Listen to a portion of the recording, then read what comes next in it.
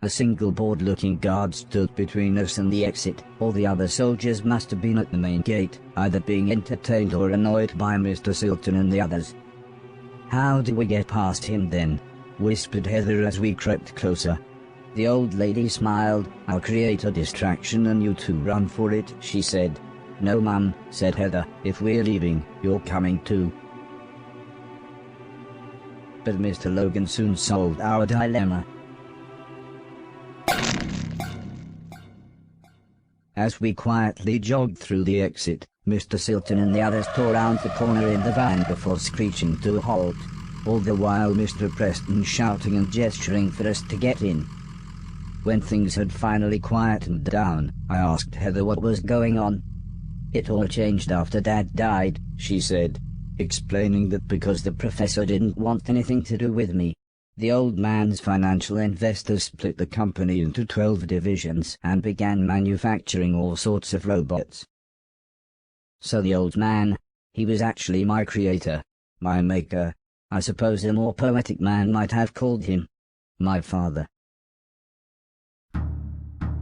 Soon, the robots were sold to every country, Heather continued, saying that when a small skirmish in the Middle East turned into a global war, every country started using robotic troops. In literally less than a day, every country's robots realized that the other robots were not the problem, the humans were, and, very logically deserted, with disastrous consequences.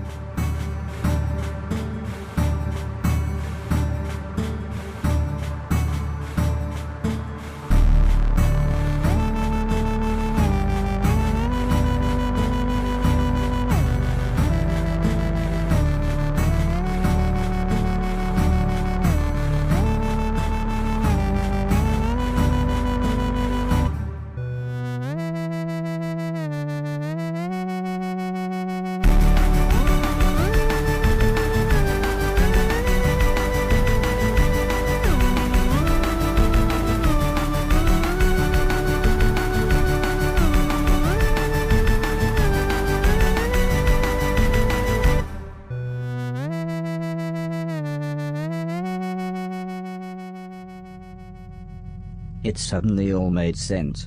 What the professor had said, all the other robots, and why no one ever wanted to talk about the war when I was around. All of a sudden, Alice shouted for everyone to hold on. We were being followed.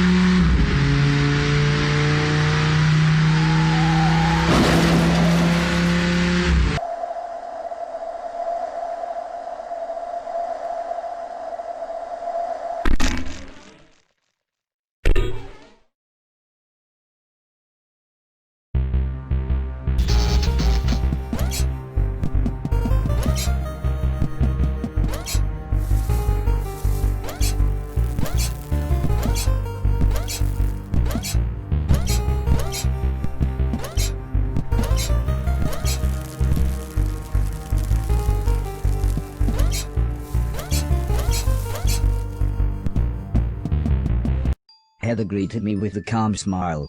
"I thought you'd find me easier than I'd find you, so I thought I'd stay put." I made a small shelter as quick as I could. It was soon pitch black and starting to rain, so Heather had suggested we rest. In the morning, when there would be better light, we could try to find our way home. "I don't think Dad ever imagined this would happen," said Heather with a sad look in her eye. "I mean, he would always talk about how he dreamt of a robot when he was a young boy. He and Mum was so happy when you finally turned up. I honestly think he thought robots like you could help the world, not kill millions of people." "Death is really sad," I said. It was an obvious thing to say, but Heather nodded. "When my best friend died," she continued, "I asked Mum why people had to die. She said it was to make room for new babies to be born. I don't know why, but this made me feel both happy and sad at the same time."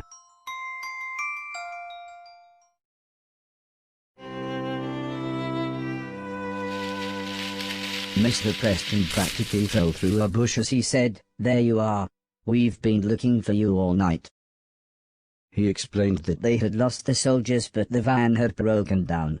Luckily though, it was actually only a short walk away.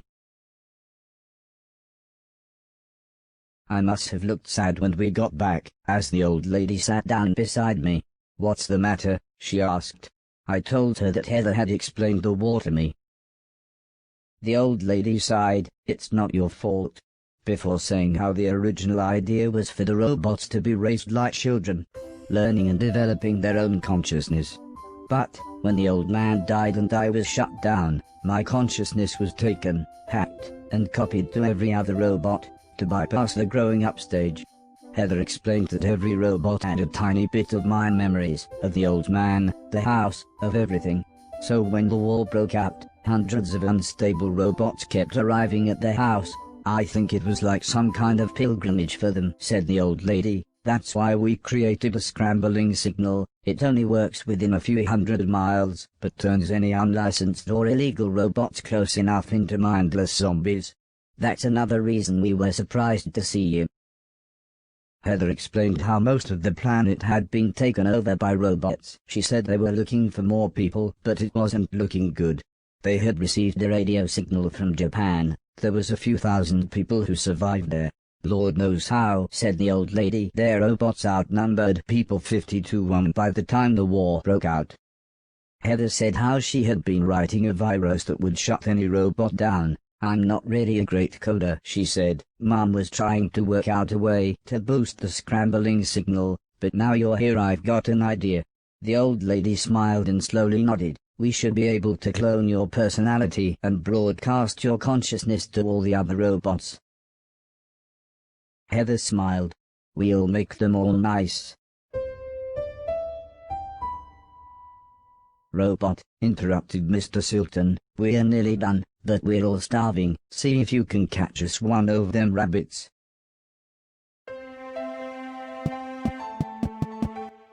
When I got back, I told everyone that I couldn't catch anything. I don't think anyone was too disappointed.